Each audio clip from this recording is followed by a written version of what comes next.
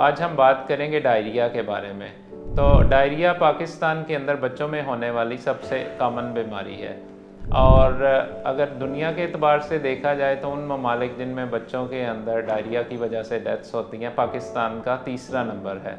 तो इससे आपको अंदाज़ा हो सकता है कि ये हमारे यहाँ कितनी एक मेजर बीमारी है और इसके बारे में जानना और इसका बर वक्त इलाज करना कितना ज़रूरी है। अस्सलाम वालेकुम जी, मेरा नाम डॉक्टर अज़हर है और मैं सर्विसेज अस्पताल में बच्चों के शोबा में बतौर एसोसिएट प्रोफेसर काम कर रहा हूँ और शाम के वक्त मैं DHA में IMC हॉस्पिटल और काजी हॉस्पिटल टेम्पल रोड पे प्रैक्टिस करता हूँ। तो अगर हम डायरिया की बात करें तो हमें ये जानना ज़रूरी है कि डायरिया होता क्या है या कब हम कहेंगे कि बच्चों को डायरिया है। अब कुछ बच्चे नॉर्मली भी दिन में 2-3 दफ़ा स्टूल पास करते हैं, कुछ 2 दिन के बाद करते हैं, कुछ 3 दिन के बाद करते हैं। तो ये एक नॉर्मल स्टूल पैटर्न या बाउल पैटर्न है। अगर बच्चा एक दिन के अंदर 3 या 3 से ज़्यादा लूज़ या पानी वाले पखाने करे या जो कि उसका नॉर्मल पैटर्न है उससे ज़्यादा वो वाटरी हो गए हैं या उनकी कंसिस्टेंसी ज़्यादा लूज़ हो गई है, तो इसको हम डायरिया कहते हैं। और डायरिया अगर हो गया है तो हमने ये भी देखना है कि इसकी वजूहात क्या हैं ताकि हम उनको कंट्रोल करके इससे आइंदा के लिए बचा जा सके।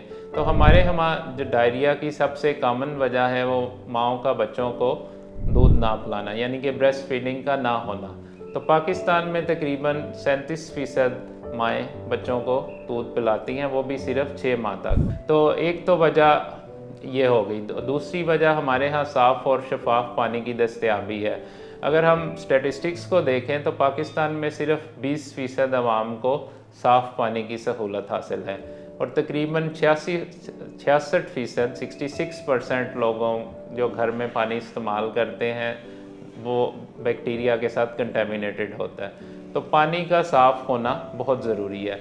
इसके अलावा बैक्टीरिया, वायरसेस और पैरासाइट्स, इनसे साथ बच्चों में डायरिया होता है और इनके होने की वजह स्ट्रीट फूड, स्ट्रीट वेंडर से लेना या अनहेल्दी फूड प्रैक्टिसेस हैं। तो अब हम बात करेंगे कि अगर डायरिया हो गया तो हमने करना क्या है।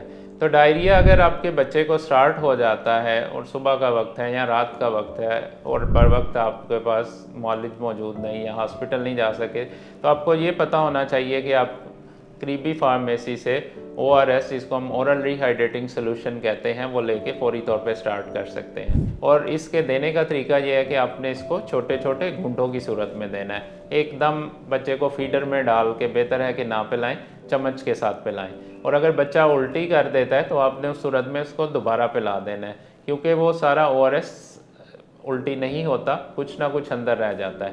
तो आपने बच्चे के अंदर पानी की कमी नहीं होने देनी, क्योंकि जो पानी की अगर कमी हो जाएगी तो उससे फिर डायरिया से होने वाली पेचीदगियाँ जन्म लेती हैं, जिनके अंदर बच्चे का सुस्त हो जाना, दूध पीना छोड़ देना, पेशाब का रुक जाना या झटके लगना शामिल है। तो आपने ORS लाजमी पिलाते रहना है, जिससे आप उसकी डायरिया से होने वाली, जैसे मैंने पहले जिक्र किया कि अमवात होती हैं, तो उनकी मेन वजह यही होती है पानी की कमी। तो आपने बच्चे के अंदर पानी की कमी नहीं होने देनी। अच्छा, अब डायरिया हो गया, आपने बच्चे को ORS भी दे दिया, अब साथ आप और क्या स्टार्ट कर सकते हैं कि बच्चे का डायरिया जल्द रिकवर हो जाए या आपकी हॉस्पिटल विज़िट बच जाए। तो उसमें जैसे आपने अपनी नानियों, दादियों या हर घर में बड़े हैं, वो आपको यकीनन मशवरा देंगे बच्चे को केला खिलाओ, खिचड़ी खिलाओ, दही दे दो। तो केला और खिचड़ी तो बहुत फ़ायदेमंद चीज़ है। अगर बड़ा बच्चा है 6 माह से, तो आप उसको केला और खिचड़ी खिला सकते हैं, दही भी दे सकते हैं। अब दही कौन से वाला देना है? दही जो फ्रेश योगर्ट होता है, जो घर में जमाया जाए, उसमें नेचुरल प्रोबायोटिक्स होते हैं इन अबंडेंट क्वांटिटी, अगर तो वो अवेलेबल है तो वो तो बेस्ट चीज़ है। और अगर आपके पास फ्रेश दही, और वो इसमें अहम बात यह है कि आपने बाज़ार से ला के जो जिसको हम कहते हैं पलवान का दही, वो नहीं खिलाना, क्योंकि वो अगर साफ़ नहीं है तो उससे डायरिया वर्सन होगा और बच्चा और ज़्यादा बीमार हो जाएगा। और अब अगर आपके पास फ्रेश योगर्ट अवेलेबल नहीं तो उसके अल्टरनेटिव सोल्यूशन मौजूद हैं। उसके लिए मार्केट के अंदर बहुत सारे प्रोबायोटिक्स मौजूद हैं, जिनके अंदर से प्रोटीजे एक अच्छा ब्रांड है। और ये एक्ट कैसे करता है? बेसिकली ये गुड बैक्टीरिया होते हैं। जब आपको डायरिया लगता है तो आपके जिस्म में कुछ ना कुछ जरासीम जाते हैं, जिसकी वजह से डायरिया शुरू हो जाता है। अब डायरिया जब हो गया तो वो जरासीम मल्टीप्लाई करते हैं और इन्फेक्शन करते हैं और उसकी अलामात आती हैं। तो जो प्रोबायोटिक्स हैं बेसिकली ये जाके जो जरासीम अंदर हार्मफुल बैक्टीरिया गए होते हैं उनकी जो इंटेस्टाइन्स हैं, अंतड़ियाँ, उनके साथ उनको लगने नहीं देते, क्योंकि अगर वो अटैच होंगे, अब्जॉर्ब होंगे तो फिर वो अपना, तो जब वो लगेंगे ही नहीं और साथ ये ऐसा इन्वायरमेंट क्रिएट कर देते हैं जिनमें उनकी ग्रोथ नहीं होती। तो दो तरीक़ों से, एक तो ये उनकी अटैचमेंट को रोकते हैं, उनकी ग्रोथ को इफ़ेक्ट करते हैं और एक हेल्दी एनवायरनमेंट क्रिएट करते हैं जिसमें आपके गुड बैक्टीरिया ग्रो करते हैं। तो इस तरीके से ये असर करते हैं। फिर इसके अंदर एक क्वालिटी ये भी है कि ये इसके अंदर जो 3-4 कॉमन रिसर्च प्रूवन बैक्टीरिया हैं वो इसके अंदर सारे शामिल हैं। इसका टेस्ट बहुत अच्छा है, तो बच्चे वॉमिट नहीं करते।